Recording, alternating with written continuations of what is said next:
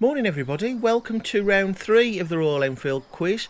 Round 2 just got enough views for this to continue, and we'll see how we get on for next week. As usual now, before we get on to the questions for round 3, the answers to round 2.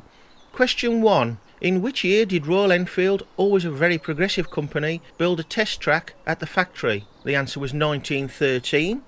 Question 2. All production of civilian motorcycles ceased from the 3rd of November 1915. However, one model was still being produced for the military. What was the model? And it's not a very snappy name. It was the 6 horsepower Jap-powered sidecar machine. Jap, of course, being J.A. Prestwick of London. Question 3. The military model was used predominantly for army use. There were 2 uses for the machines. What were they? And the answer was mounts for Vickers machine guns and Army Medical Unit ambulances. For the ambulances specifically, it was to get wounded off the battlefields quickly to field hospitals. Question 4. In which year did post-World War I production of motorbikes move to the Hewell Road, Redditch factory? And the answer was 1919.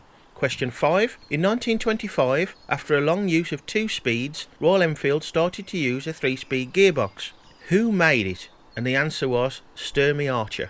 Question 6. In 1925, an Irish racer, who would later become one of the most famous TT riders, rode a Royal Enfield for his first Isle of Man TT. What was his name? And that was Stanley Woods. Question 7. In 1925, Gordon Burney took a Royal Enfield 344cc to first place in a famous Northern Ireland road race. What is the name of that race? And it's the Ulster Grand Prix. Question 8. For the 1926 Isle of Man TT race bikes, what items could be fitted beyond the seat tubes? And it was an additional oil tank to lubricate the chains. Very forward thinking. Question 9. What was fitted to Royal Enfield production machines for the first time in 1928? And that was saddle petrol tanks. And question 10. Also in 1928, Gwendolyn Adams completed a 6,300 mile tour on her Royal Enfield overhead valve Model 355 without any undue troubles. Which country did she tour? And the answer is Spain.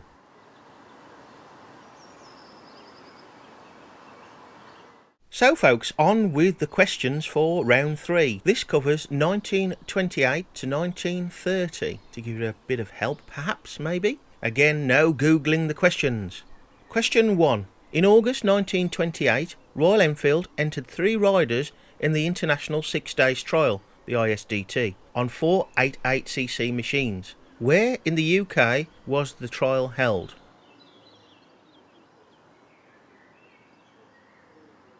Question 2. None of the Royal Enfield team lost any marks in that 1928 ISDT. The team consisted of L.A. Welch, George Reynard, and who else?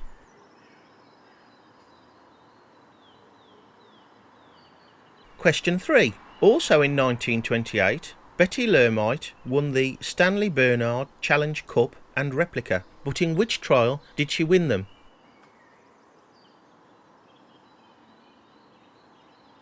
Question 4. The 1928 Model 501 came as standard with a Lermitte 3-speed gearbox, but could be fitted with a 4-speed Royal Enfield gearbox as an optional extra. What was the additional cost of that 4-speed gearbox?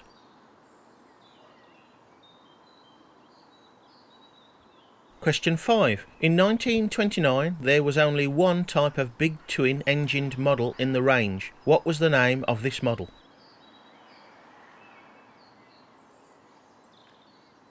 Question 6. The right to hold the 1929 International 6 Days Trial in the UK was waived due to extra financial constraints on continental riders at that time. Instead, the route traversed 5 different countries. Name one of those 5 countries.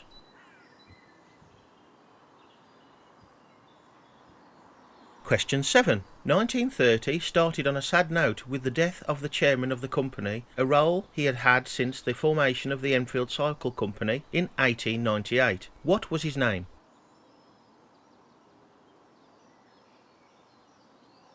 Question 8. There was only one 2-stroke model in the 1930 lineup. What was the name of this model?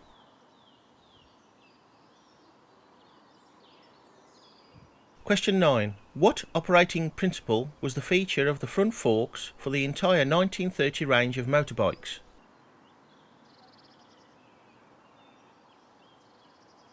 And lastly for this round 3, question 10. what was the price of the Royal Enfield Model K996cc side valve twin with Lucas Magdino lighting set in 1930?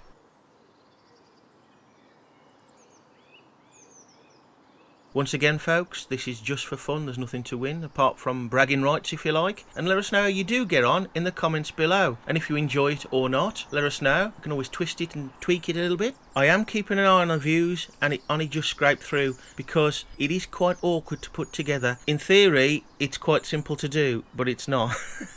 So anyway, hopefully we'll get better. But yeah, if you enjoy it, let us know. If you don't like it, let us know. Bye for now, and hopefully see you next week.